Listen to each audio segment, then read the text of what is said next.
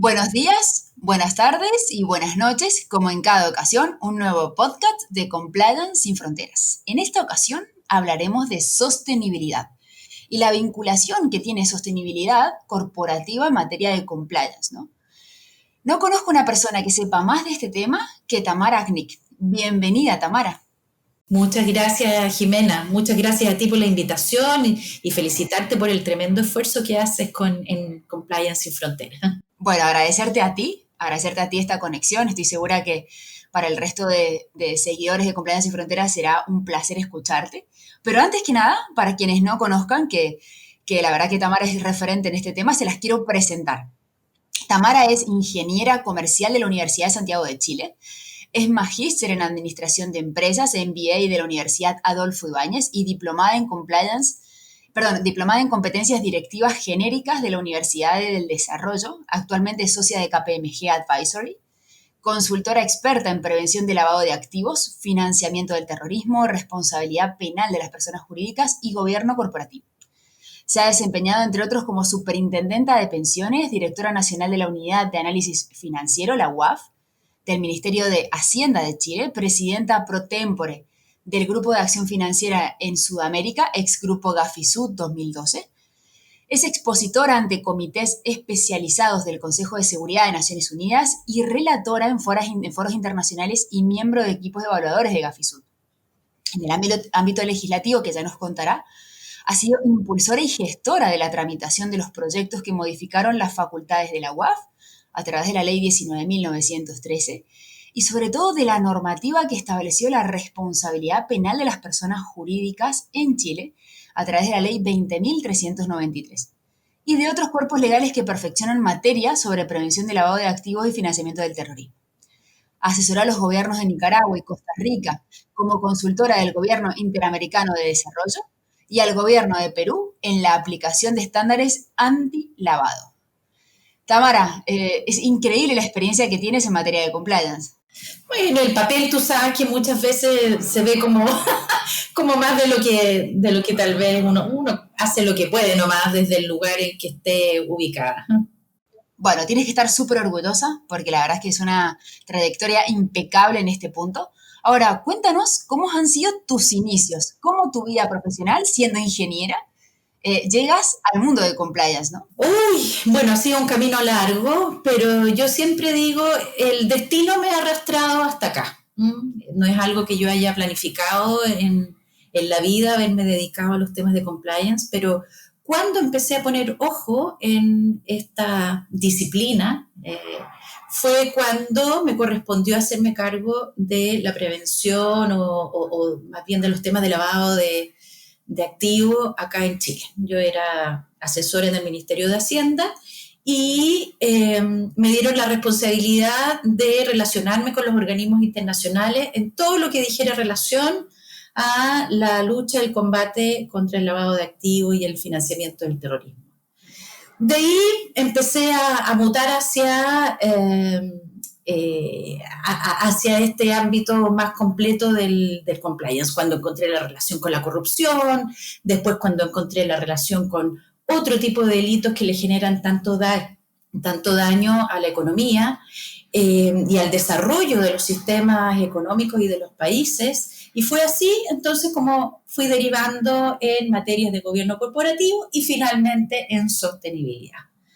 Que yo no sabría decir si es la sostenibilidad la que le da el paraguas a todos estos ámbitos o es el compliance. Últimamente he tendido a tomar una decisión. Creo que lo que finalmente sostiene las raíces de el hacer lo correcto y entre eso una de las cuestiones es la sostenibilidad, es por lo tanto el compliance. Efectivamente, ¿no? Y cuando hablamos de compliance y sostenibilidad, Tamara, ¿hablamos de amigos o de enemigos íntimos? ¿Cuál es la vinculación que puedan tener ellos? Mucho, mucho más que amigos, para nada enemigos. La sostenibilidad debe dejar de ser vista, por supuesto, con esta mirada un poco simplista de salvemos el planeta o salvemos los koalas o salvemos los animales en extinción.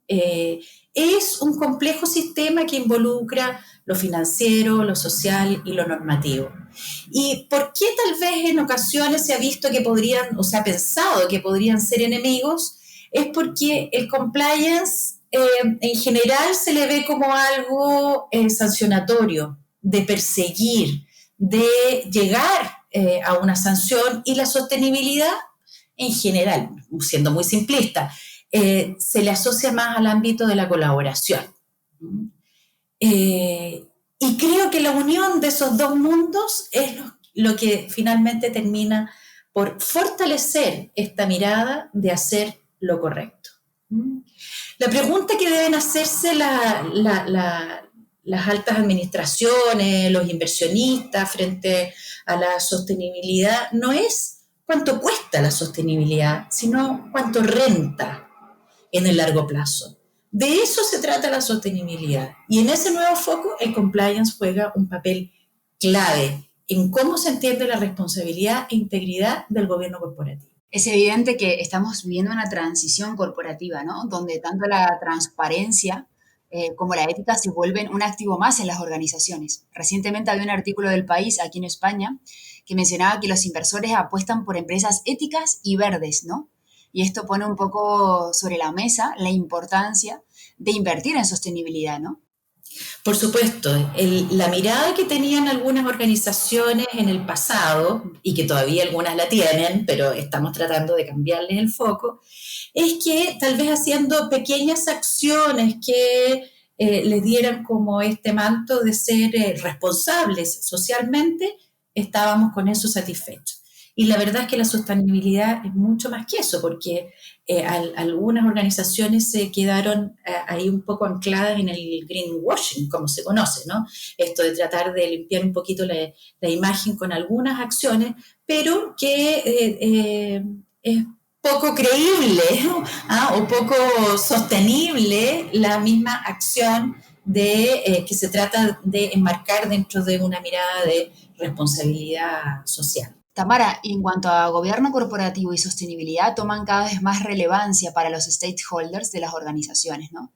Gestionar riesgos y oportunidades, crear valor a largo plazo, pero sobre todo comunicar con impacto, son pilares fundamentales para lograr este crecimiento sostenible de la empresa, ¿no? ¿Cuál es la tendencia? ¿Qué nos espera dentro de 5 años? Porque han sido muchos los cambios que se han visto, pero ¿qué medidas están tomando las empresas en esta línea? De acuerdo a tu experiencia, ¿no? Sí, bueno, como prácticamente todo en la vida, esto ha sido una evolución, y una evolución en la que todos hemos ido aprendiendo. Y a mi juicio, hoy día las vanguardias están asociadas a las prácticas o a esta mirada, o a este enfoque de derechos humanos, por ejemplo, de derechos de las comunidades, la creación de valor compartido, el contagio positivo de industrias con buenas prácticas, medidas disruptivas o de adelantamiento a los efectos del cambio climático.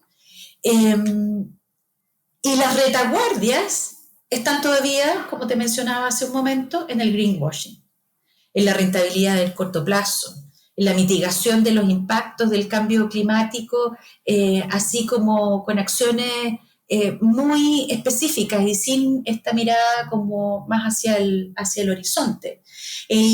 Por supuesto, y en el mero cumplimiento del mínimo legal en materia de derechos sociales o derechos laborales o medioambientales o cualquier otro tipo de normativa.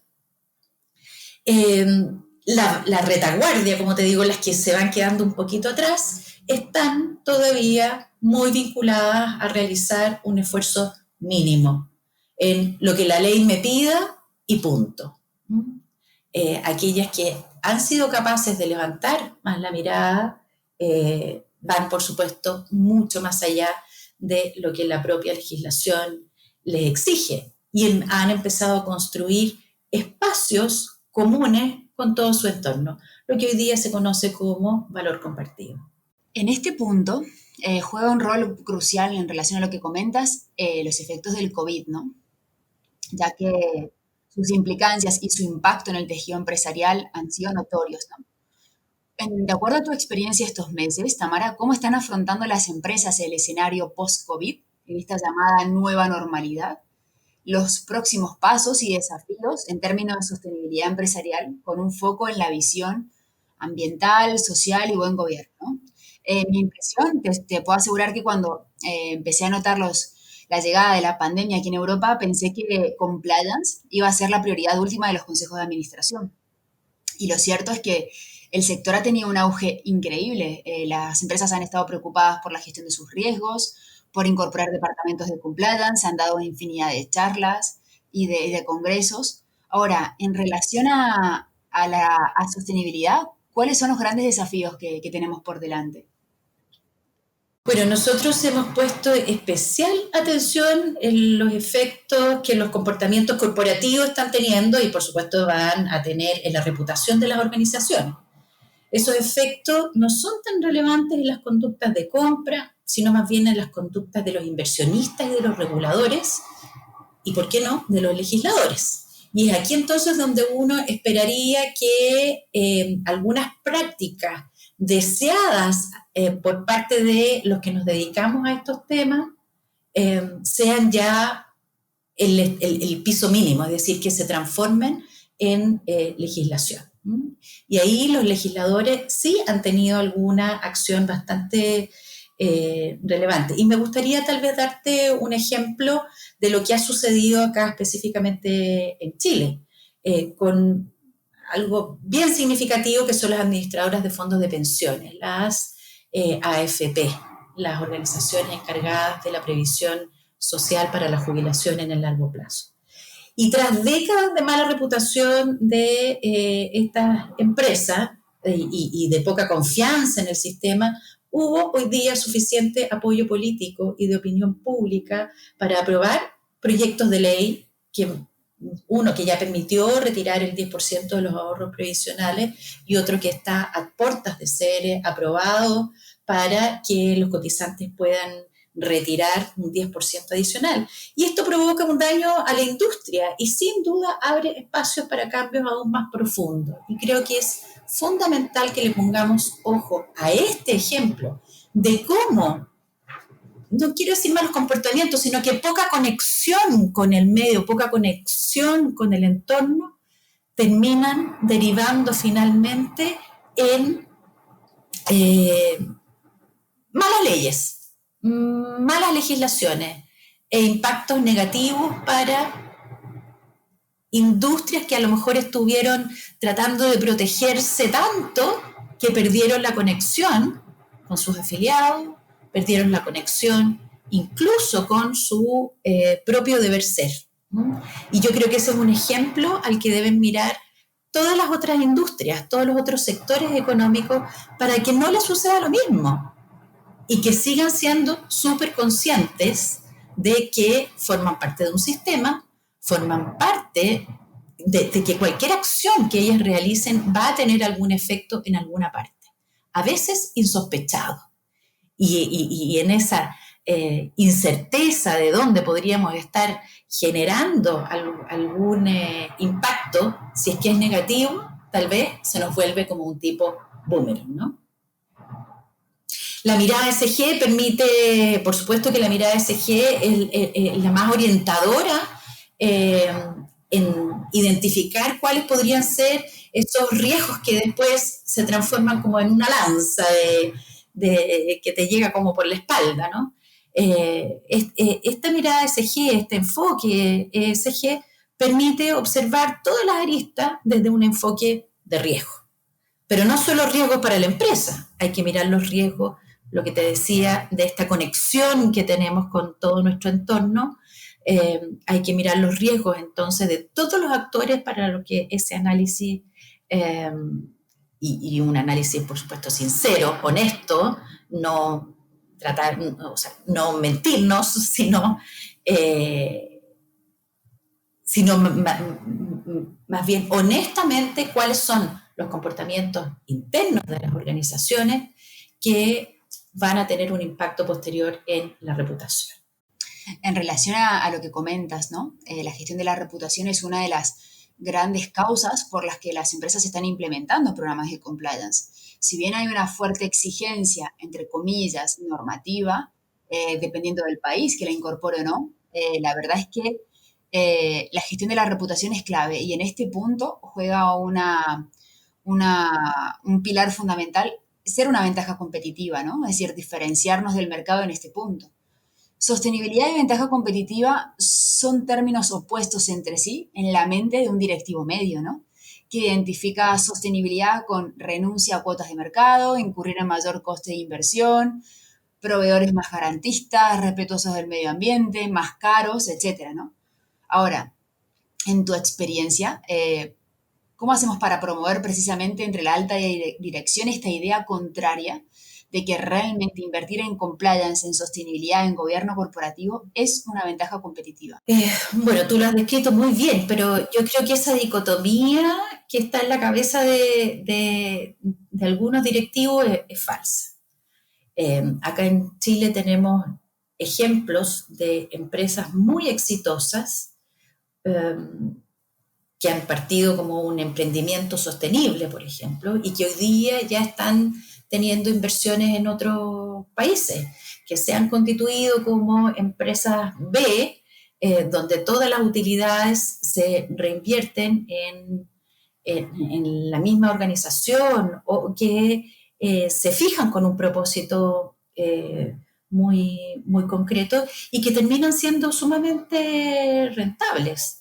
¿Ah? El mercado de atributos verde está dado precisamente por la diversificación y no por los commodities. Esto de no sé cómo explicarlo, pero esto de fijarse única y exclusivamente en la última línea, creo que tenemos ejemplos suficientes que ha terminado perjudicando a las propias organizaciones. Y aquellas empresas que son capaces de darse cuenta que sus comportamientos internos son los que terminan fabricando la reputación, son las que tienen más probabilidades de éxito en el mediano y largo plazo. Aquellas que medían su reputación, por ejemplo, única y exclusivamente pensando en lo que en la percepción que tienen nuestros stakeholders, están, a mi juicio, destinadas un poco a añejarse, porque la reputación tiene única y exclusivamente que ver con los comportamientos internos. Entonces, mientras el compliance y la sostenibilidad se sigan viendo como un gasto, como un costo para las organizaciones, entonces nuestros riesgos tienen mucha más probabilidad de materializarse en un impacto reputacional. Yo creo que los tiempos están cambiando y las empresas están tomando conciencia de la importancia, ¿no? Sobre todo de una ventaja competitiva.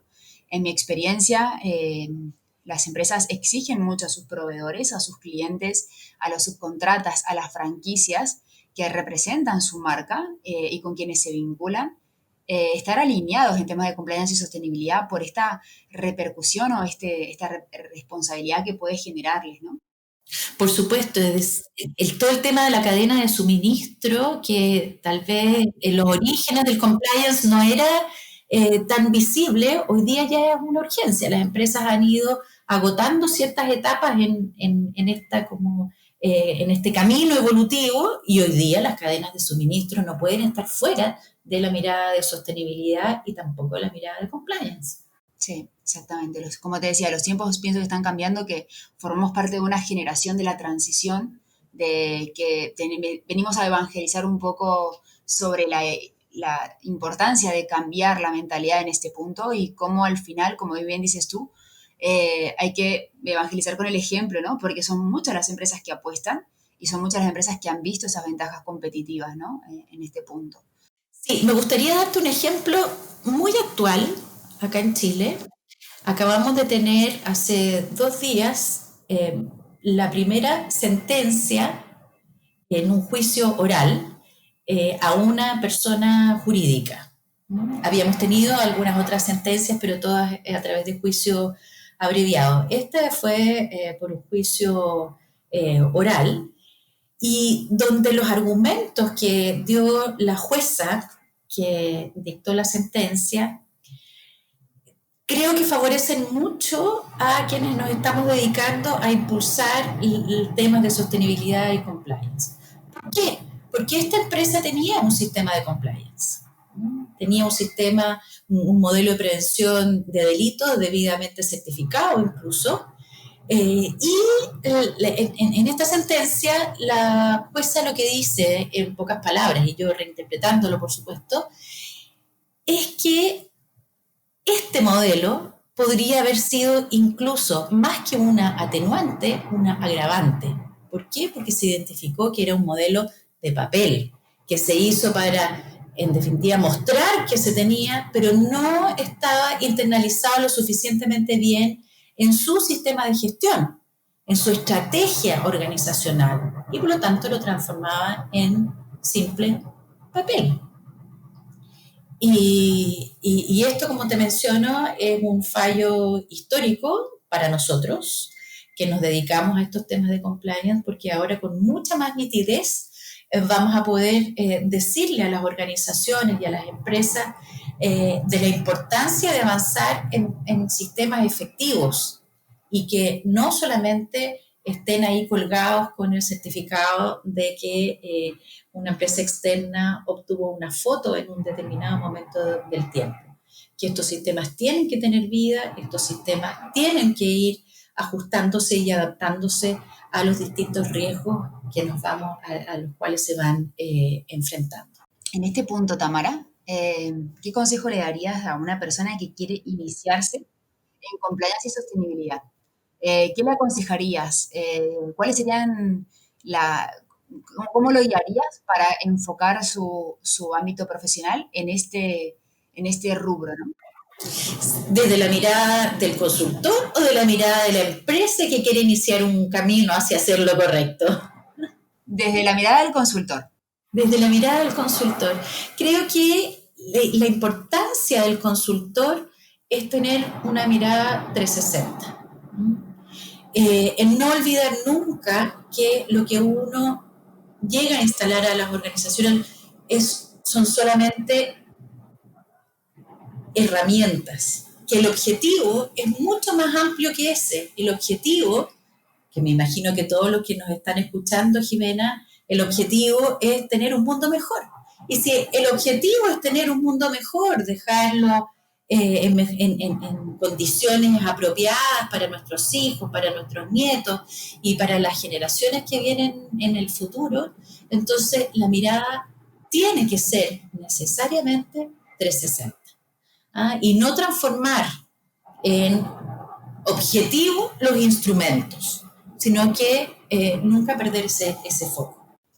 Tamara, me encanta escucharte. La verdad que he aprendido muchísimo de este punto, de tu experiencia y de trasladarnos aspectos prácticos que te has encontrado en el día a día. Muchísimas gracias por esta conexión. Ha sido un placer contar contigo. Muchas gracias por tu tiempo. E invitar a todos los suscriptores de Compliance Sin Fronteras para que te sigan, para que estén pendientes de cada publicación y congreso en el que participas, porque la verdad es que es muy enriquecedor escucharte. Si me permites, Jimena, la última idea que me gustaría transmitirte a ti, por supuesto a quienes nos escuchan, es que el compliance no es una camisa de fuerza para las organizaciones. Cuando lo es porque está mal implementado. Porque uno muchas veces escucha a nivel de directores que el compliance ya es un dolor de cabeza. Mi respuesta ahí siempre ha sido, si es que es un dolor de cabeza, es porque tienen un mal compliance. Sí, en este punto yo creo que es muy importante el equilibrio, ¿no? Y la proporcionalidad. Tratar a cada estructura corporativa como lo que es, a una pyme como lo que es, a una cotizada como lo que es, y sobre todo que compliance no viene a obstaculizar el normal funcionamiento de la empresa, ¿no? Sino a lograr el crecimiento sostenible a largo plazo. Este punto es clave porque en muchos casos nos ven como paralizadores de la actividad, ¿no? Y en realidad es todo lo contrario, ¿no? Por supuesto.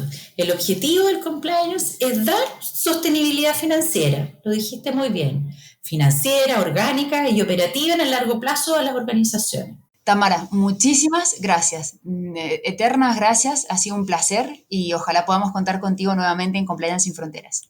Por supuesto. Un saludo especial para ti, Jimena, y para todos quienes nos escuchan. Bueno, un saludo muy grande para ti y para todo Chile también.